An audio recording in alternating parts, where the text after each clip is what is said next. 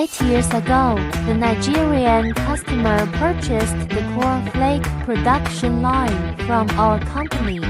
Last week, our after-sales engineers passed by Nigeria and paid a return visit to the client's factory, helped the client solve some problems, and updated some systems.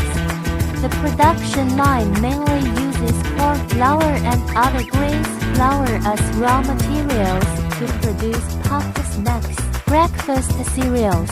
The production line includes mixing, extruding, drying, high-temperature baking, flavoring, cooling, and packing systems. The production line is flexible in configuration and also has the following features: simple operation and maintenance, durable energy saving, highly automated and multifunctional.